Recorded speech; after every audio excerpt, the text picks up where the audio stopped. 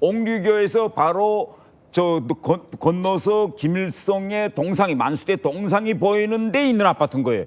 그러니까 동상 옆에 있는 아파트가 삐뚤어진 거예요. 그러니까 사람들이 큰일 났다고 했습니다. 그래서 그때 저는 이렇게 생각, 저거 사람들이 살기 위험하니까 허물고 다시 지을 거다라고 했는데 북한식인데 허물고 다시 짓는 게 아니라 이렇게 삐뚤어졌다면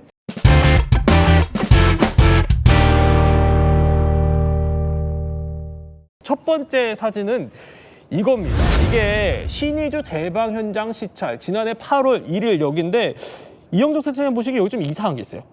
네, 지금 1년 전에 이제 수해가 나서 1년 만에 복구 공사를 했죠. 주택도 하고 제방을 쌓아서 이제는 완벽하다. 이제 수해는 걱정 마라 이랬는데 여기에 뭐가 좀 구멍이 뚫려 있어요. 저 밑에. 제방에 보면은 이게 새로 만들었다고 지금 김정은이한테 보여주려고 그러는데 저렇게 구멍이 제방이 뻥 뚫려 있습니다. 있을 수 없는 일이죠. 사실 저게 김정은 저렇게 위에 서 있는 게. 제대로 공사를 하면은 한쪽부터 차근히 치밀하게 하면은 저런 일이 있을 수 없고요. 또 양쪽으로 뭐 하고 중간부터 해도 우리 요즘 공법으로 하면은 치밀하게 해가지고 저게 다 맞춰집니다. 근데 북한이 제대로 된 건설 인력이라든가 설계 뭐 이런 거 없이 군인 건설자들 쓰잖아요. 그러니까 인력들 마구 투입해서 하다 보니까 안 맞는 거죠. 양쪽에서부터 하다 보니까 아기가 안 맞으니까 그냥 김정은이가 오는 날은 정해져 있고 미처 마무리를 못하고 그냥 저렇게 방치한 게 드러난 겁니다. 그런데 태 의원님, 자 저렇게 구멍 숭숭 뚫린 거 못 봤을까요? 검열 못한 거예요? 제 생각에는 뭐 당연히 보았겠죠. 그러나 이미 김정은한테다가 행사를 언제까지 끝내겠습니다라고 보고 다 한 상태고 김정은 자체가 그때 신의주 수해 피해 났을 때 언제까지 원상 복구해 놔라라고 시간을 정했습니다. 그러면 그 시간을 맞추지 못하면 목이 날아났는데 어떡합니까? 그러니까 저렇게 좀 부실이 보여도 일단 정해진 날짜에는 끝냈습니다라고 보고해야 일단 자기 목은 건지는 거죠. 아니 그러니까 너무 속도를 빨리빨리 하려다 보니까 저런 이제 어떻게 보면 날림 공사 이런 것들이 부실 공사 이런 게 보인다는 건데 실제로 그런 걸 겪어요? 그럼 주민들은 어때요? 네, 실제로 북한 주민들은 언제까지 공축한다라고 하면은 그거를 믿거든요. 다음 날이면 바로 발도소가 멈춰가지고 불이 안 들어옵니다. 그런 걸 보면서 또 이번에 실망시키구나 하는데 제가 대학교 때 갑자기 공부하는 도중에 옆에 아파트가 쿵 하고 무너진 소리가 들린 거예요. 근데 그때 당시에 저희는 아파트가 무너진 줄 모르고 전쟁이 난 줄 알았어요. 너무 소리가 커가지고. 그래서 나가봤더니 아파트가 무너졌는데 워낙 속도전 이런 것도 부실공사 이런 게 워낙 많다 보니까 아파트 살고 있는 입주민 아파트는 무너진 거예요. 근데 또 그런 구조 작업 같은 게 잘 하면 멀 텐데 구조 같은 경우에도 굉장히 느리거든요. 북한 같은 경우에는.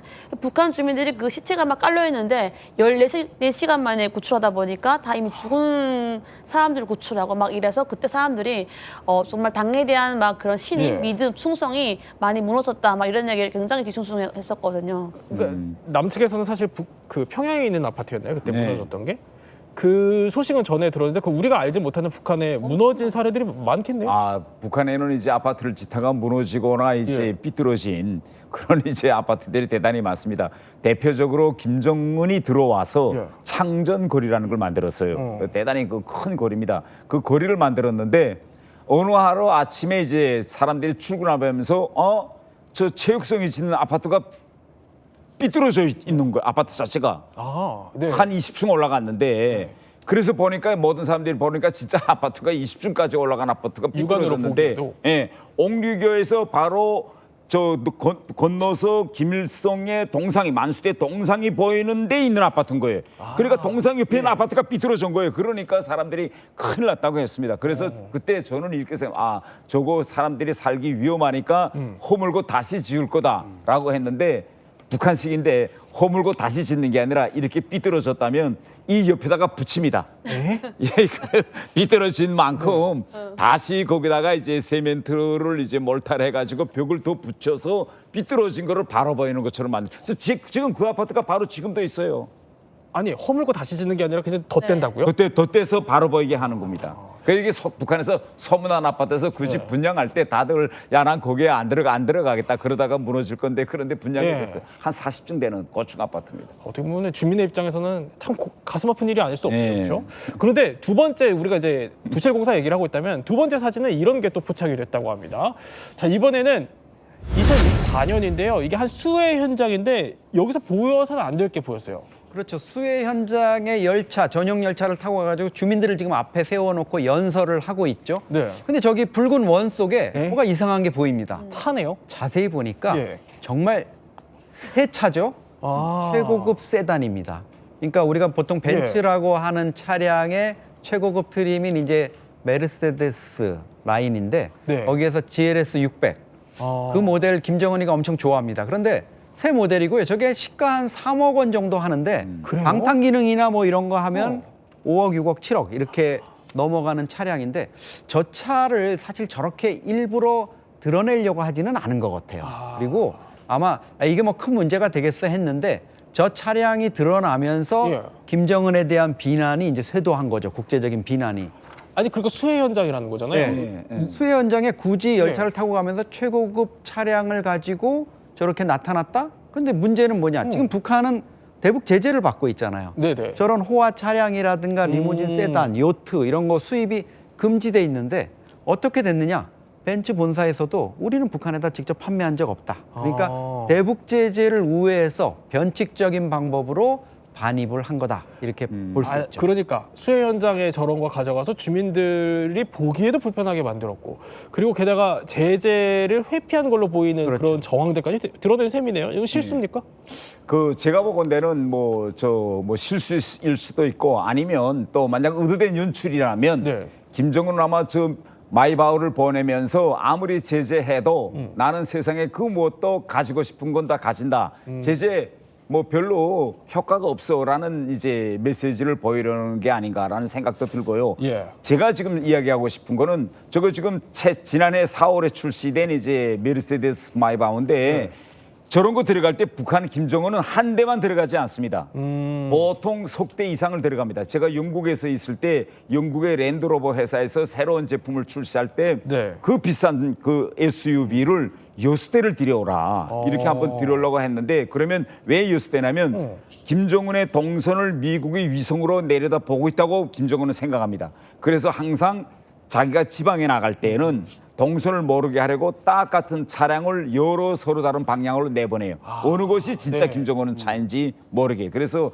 아마 저 마이바흐도 한 대가 아닐 거다. 저는 이렇게 딱 같은 차량이 적어도 2대 내지 3대는 가지고 있을 겁니다. 어쨌든 저렇게 실수인지 모를 저런 장면까지 공개를 이제 떡하니 한다는 겁니다. 그런데 세 번째 한번 사진으로 넘어가 보죠. 세 번째는 이번에는요 또 다른 장소인데 어디냐? 마식령 스키장이라고 해요. 근데 여기는요 이상한 점이 또 한두 가지가 아니에요. 한번 영상으로 볼까요? 마식령 스키장에서 스키를 즐기는 주민들의 모습이 담겨 있습니다. 그런데 앞쪽에 2명, 슬로프가 끝나는 지점에서 어색한 활강 자세를 취하고 있습니다. 설원을 가를 때 생기는 눈 파편도 보이질 않습니다. 오른편 건물에서 지켜보는 사람들은 엉뚱한 방향을 보고 있고 활강 스키장에 어울리지 않는 크로스컨트리용 스키를 들고 있습니다. 왜 저러는 거예요?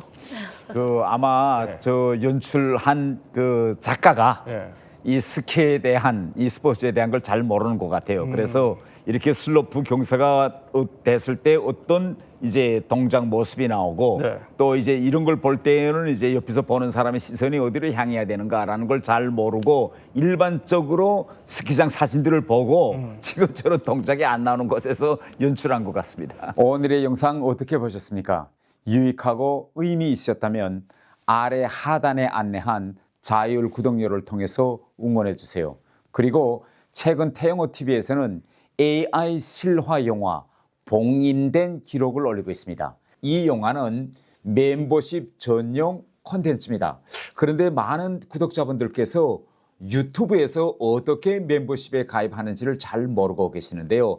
그래서 오늘 제가 쉽고 빠르게 이 멤버십 가입하는 방법을 알려드리겠습니다. 자, 일단 제 채널에 들어오시면 화면 아래에 가입 버튼이 보이실 겁니다. 여기를 클릭하시고 한 번 더 가입 버튼을 눌러주시면 됩니다. 그 다음 편하신 결제 수단을 선택하시고 마지막으로 구입하기 누르면 끝입니다.